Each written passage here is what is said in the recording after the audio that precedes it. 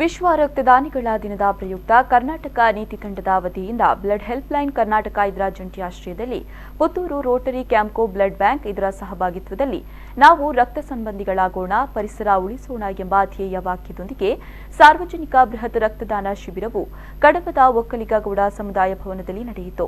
ನೀತಿ ತಂಡದ ರಾಜ್ಯ ಘಟಕ ಹಾಗೂ ಕಡಬ ತಾಲೂಕು ಘಟಕದ ಆಶ್ರಯದಲ್ಲಿ ನಡೆದ ಈ ರಕ್ತದಾನ ಶಿಬಿರದಲ್ಲಿ ಬಹುಸಂಖ್ಯೆಯಲ್ಲಿ ಜನರು ರಕ್ತದಾನ ಮಾಡಿದರು.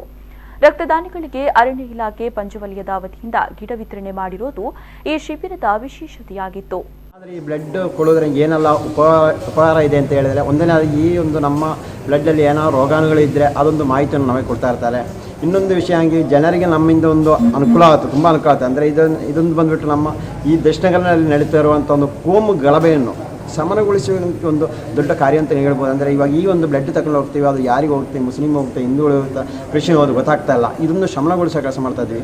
ಮತ್ತೊಂದು ವಿಷಯ ಅಂತ ಹೇಳಿದ್ರೆ, ಈಗ ನಾವು ಬ್ಲಡ್ ಇವರಿಗೆ ಕೊಟ್ಟರೆ ನಮಗೇನಾದರೂ HME ಆದರೆ ಆವಾಗ ನಾವು ಅವರಿಗೆ ಒಂದು ಫೋನ್ ಮಾಡಿ ಹೇಳಿದರೆ ನಾವು ಬೇರೆ ಯಾರನ್ನು ಬ್ಲಡ್ ಕೊಡೋ ಅವಶ್ಯಕತೆ ಇಲ್ಲ.